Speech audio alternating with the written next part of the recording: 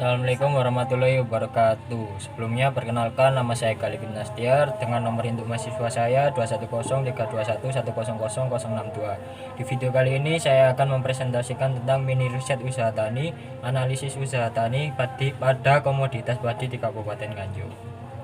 Yang pertama, latar belakang. Kabupaten Nganjuk merupakan salah satu kabupaten di Indonesia memiliki potensi yang bagus dalam usaha tani.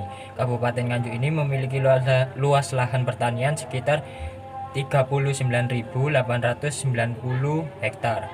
Dengan wilayah yang terletak di dataran rendah dan pegunungan, Kabupaten Nganjuk memiliki kondisi dan struktur tanah yang cukup produktif untuk berbagai jenis tanaman, baik tanaman pangan maupun tanaman perkebunan, sehingga sangat menunjang pertumbuhan ekonomi di bidang pertanian.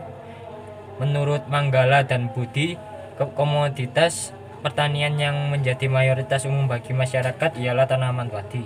Tanaman padi memiliki potensi yang lebih baik dari komoditas lainnya, dari memegang peranan yang cukup penting bagi perekonomian nasional, kebutuhan pokok manusia dalam hal pangan pada umumnya mengkonsumsi nasi sebagai makanan sehari-hari.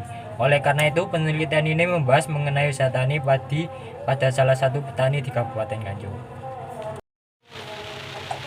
Yang kedua, ada gambaran umum. Mayoritas penduduk Kabupaten Nganjuk bekerja di sektor pertanian. Sektor pertanian merupakan sektor andalan dalam perekonomian Kabupaten Nganjuk. Rata-rata produksi padi 67,10 kW per ha.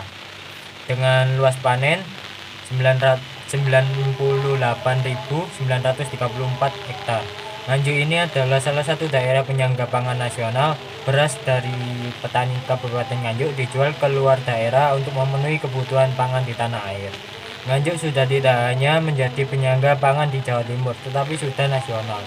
Bapak Hasan Busri merupakan seorang petani padi yang berusia 48 tahun, beralamatkan di Kecamatan Bagor, Kabupaten Nganjuk, Jawa Timur. Bapak Hasan memiliki luas lahan sebesar 1.900 meter persegi dengan status kepemilikan milik sendiri, dan pada saat menjalankan usaha tani padi ini menggunakan modal sendiri. Saat wawancara, Bapak Hasan mengatakan bahwa lahannya tidak hanya ditanami padi saja, namun juga ditanami cabai merah dengan sistem bergilir. Masa tanam padi yaitu selama 3 bulan atau 90 hari lamanya.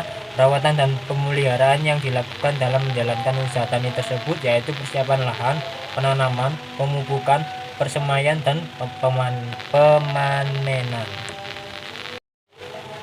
Selanjutnya, pembahasan aspek finansial. Beberapa jenis biaya yang termasuk dalam aspek finansial adalah biaya tetap dan biaya variabel. Adapun biaya tetap dan biaya variabel ini nantinya digunakan untuk mengetahui perhitungan penerimaan, perhitungan keuntungan, perhitungan RNC ratio, perhitungan BEP penerimaan, perhitungan BEP harga, dan perhitungan payback period. Biaya variabel.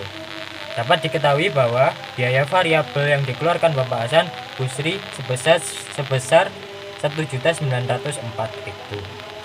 Dalam masa 1 kali tanam, faktor tersebut berpengaruh secara langsung terhadap output yang dihasilkan, yaitu besarnya gerabah yang diperoleh.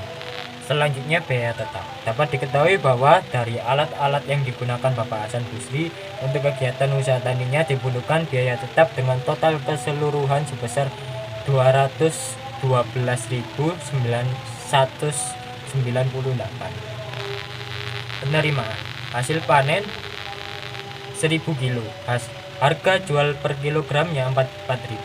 Penerimaan berdasarkan hasil perhitungan di atas dapat diperoleh total penerimaan Bapak Hasan Busri dari kegiatan usaha tani padi sebesar 4.200.000 rupiah. Penerimaan ini diperoleh dari harga jual padi per kilogram dikali dengan banyaknya produksi padi yang dihasilkan.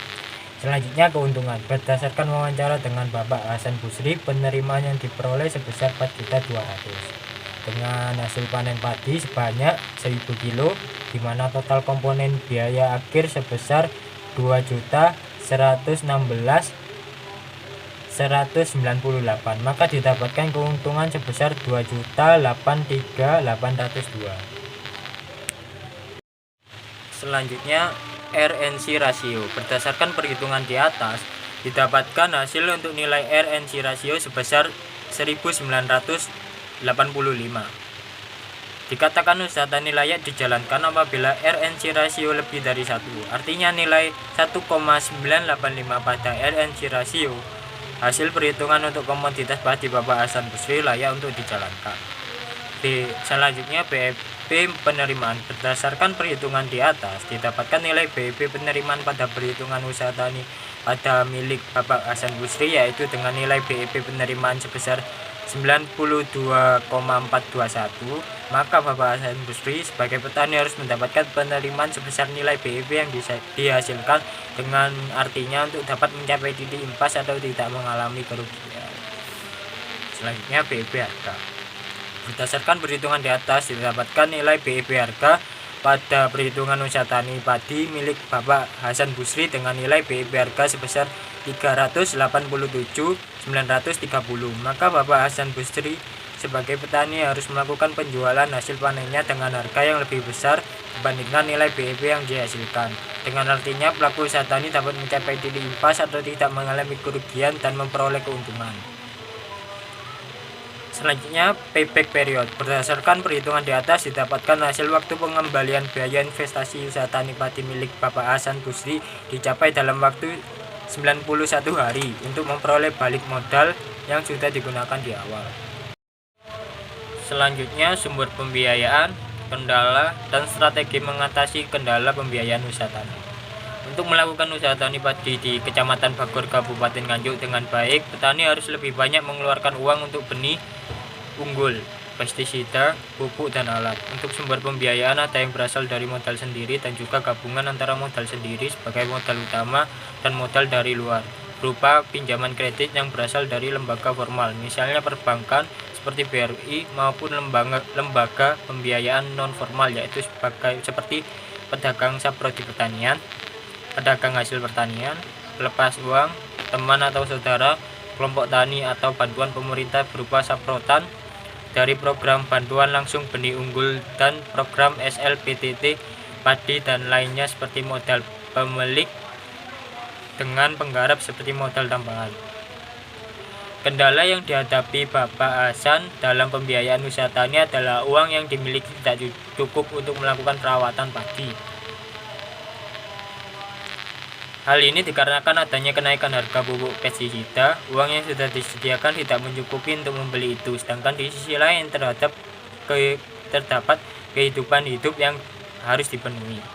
Kendala-kendala yang dihadapi Bapak Hasan terkait permodalan atau pembiayaan dalam usaha taninya dapat diselesaikan dengan mencari informasi mengenai bantuan permodalan yang ada yang difasilitasi oleh pemerintah.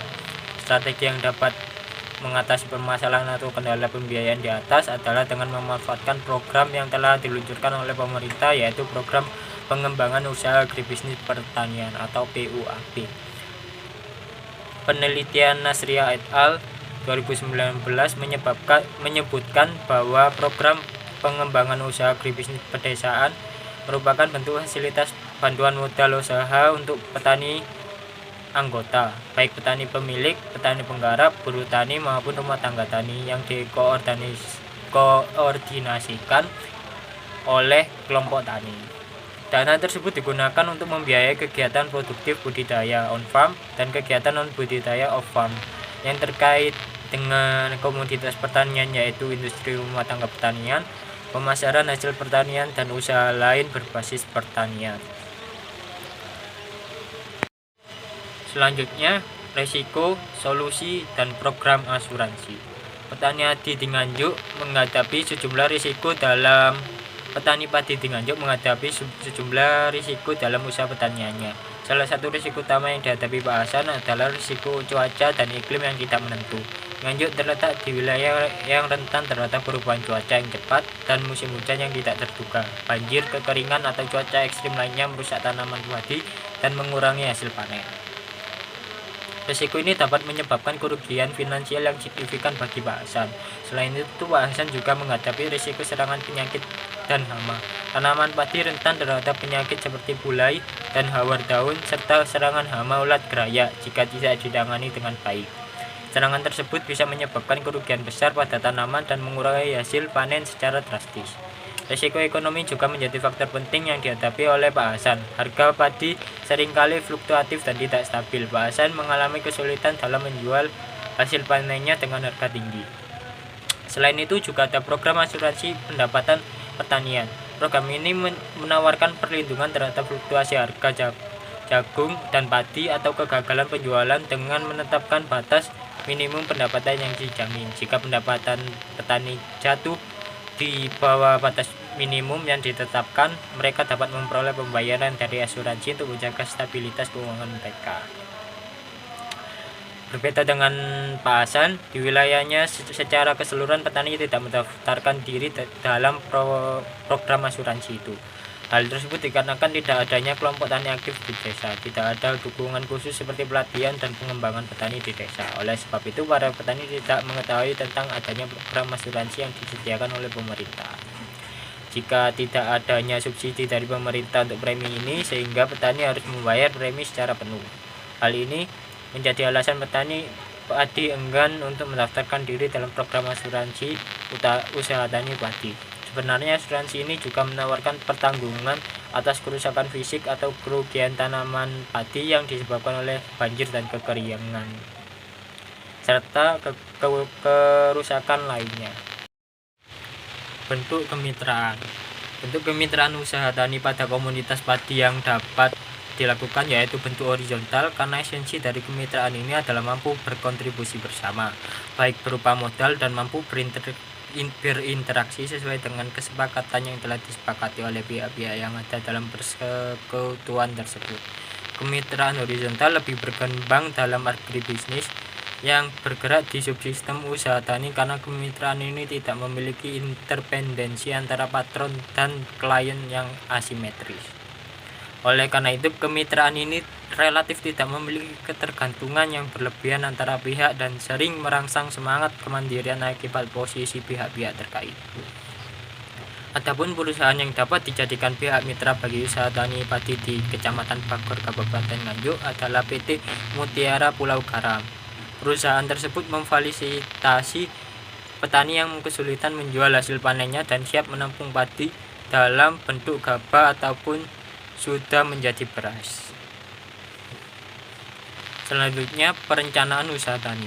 Perencanaan bisnis akan membantu perusahaan dan petani dengan bermacam skala usaha tentang pemahaman yang baik mengenai posisinya di antara para pelaku dengan pelaku usaha lainnya. Adapun perencanaan yang dilakukan oleh Pak Hasan diantaranya yaitu pemilihan lokasi. Lokasi yang digunakan Pak Hasan dalam kegiatan usaha taninya yaitu berada di lahan berbentuk sawah dengan status kepemilikan milik pribadi, sehingga Pak Hasan tidak perlu mengeluarkan biaya sewa lahan untuk kegiatan usaha taninya. Pemilihan komoditas. Komoditas padi merupakan komoditas unggulan di desa tersebut. Alasan memilih usaha tani padi adalah tanah yang digunakan sebagai budidaya sangat cocok dan subur untuk tanaman padi. Adanya pengairan yang baik dan lancar, serta perawatan dan pemeliharaan tanaman padi yang mudah. Selain itu, jika sudah panen bisa dijadikan sebagai konsumsi pribadi. Yang ketiga, masa tanam. Masa tanam padi di Desa Bagor rata-rata sekitar 90 hari. Pak Hasan melakukan kegiatan usaha tani dalam 1 tahun tanam 2 kali menanam padi, yang mana dalam sekali masa tanam memerlukan waktu sekitar 90 hari. Perawatan dan pemeliharaan. Adapun perawatan dan pemeliharaan yang dilakukan Pak Hasan agar tanaman padi dapat tumbuh dengan baik antara lain pemanenan.